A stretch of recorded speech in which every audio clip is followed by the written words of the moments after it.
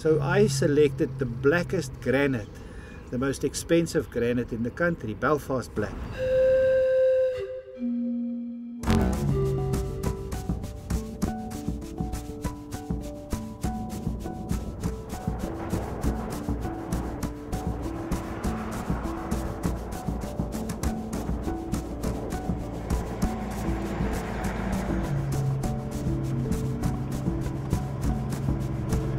Oxidation through many millions of years had left about 2 centimeters of a brown crust. So we first have to remove all that brown.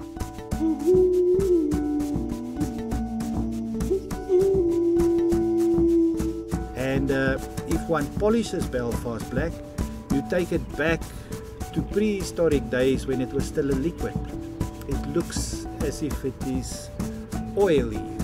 It looks like it's a puddle of some sort.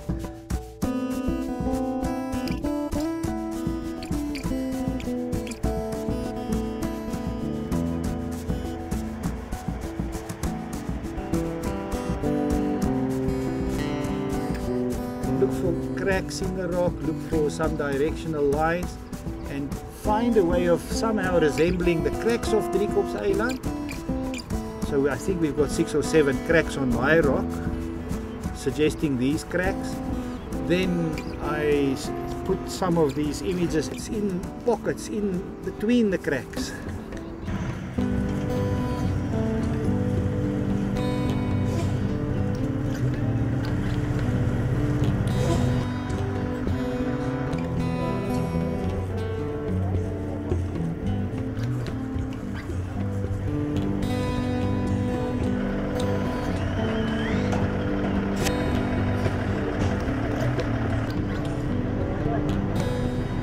Through many months of grinding and polishing, we softened everything and we brought out that black luster of the granite.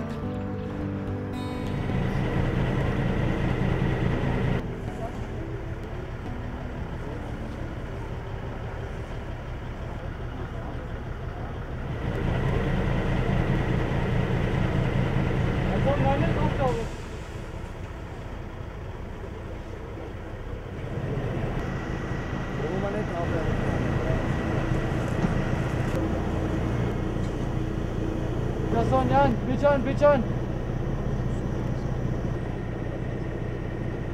Slowly, huh? Bijan, slowly.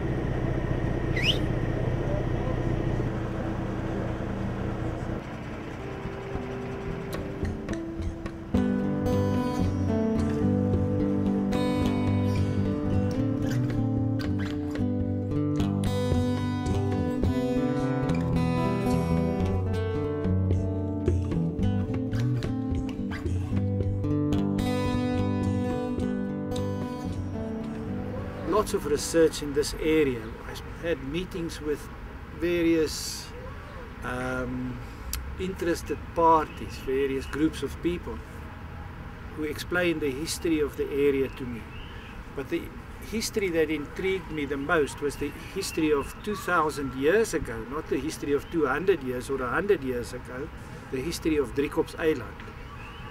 We went to Driekops-eiland and there were 3 or 4 bedrocks bigger than this rock, sandstone, big black areas of sandstone with thousands of marks on them, ideoglyphs.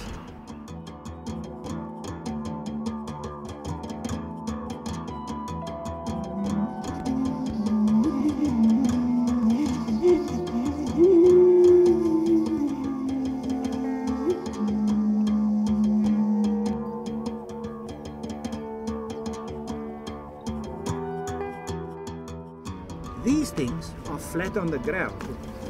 The sense of up, left, right and bottom vanishes when you start walking around, or when you sit here and you look. Where's up? Where's down? Where's left? If you turn a little bit, left becomes right, then bottom becomes top. They move around as you move around. I swear it's uncanny the way that thing fits specifically and is related specifically to the cracks around.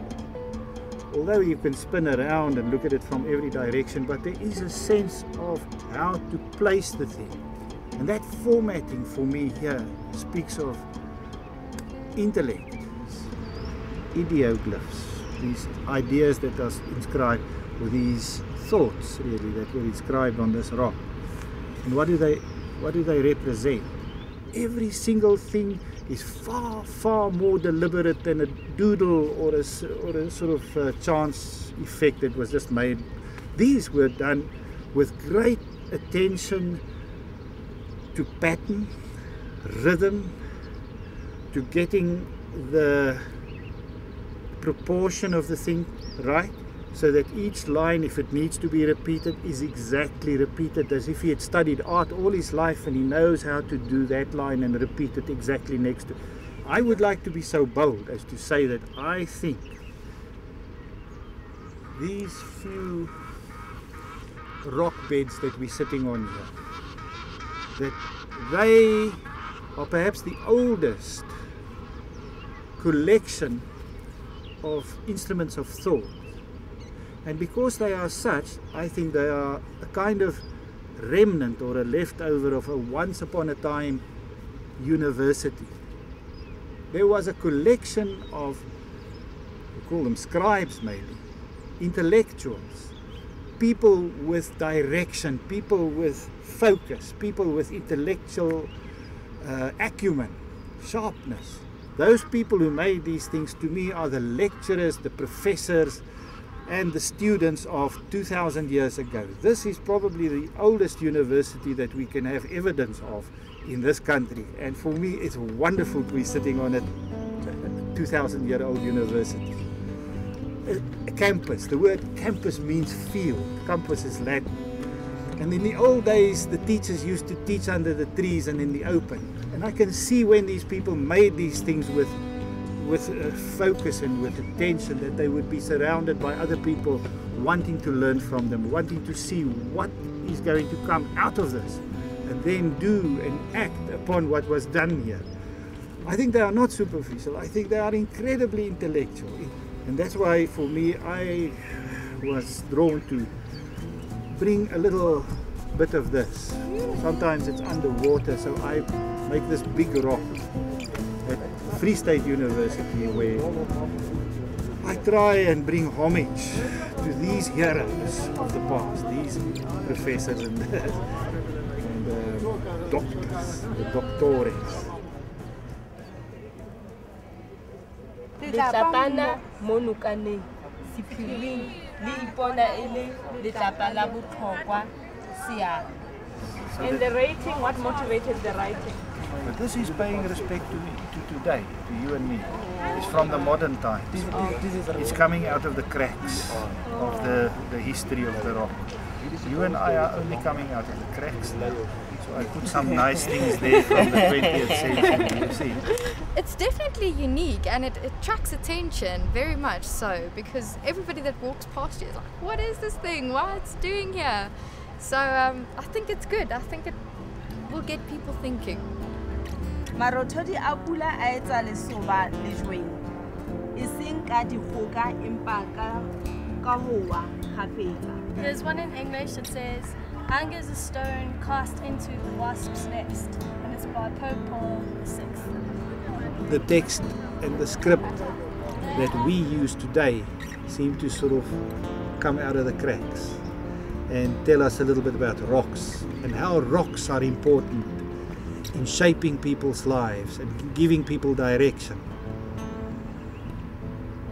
So those quotes on the rock were well researched from many different cultures, and I put them in lots of different languages from South Africa, and they are nicely mixed up to represent the reality of modern South Africa as an intellectual country, as a country with a future in its education, its universities, and the way we think and want to develop further from understanding each other.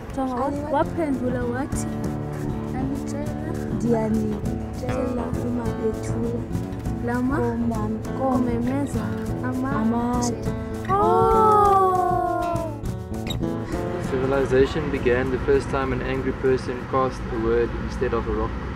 So this is about a rock. I think that says something. So we put it in English and it's there. I'll- But it invites certain ritualistic, certain spectacular, certain speech making. You can stand it. This is the rock. It has arrived. See you at the rock. I'm the rock star.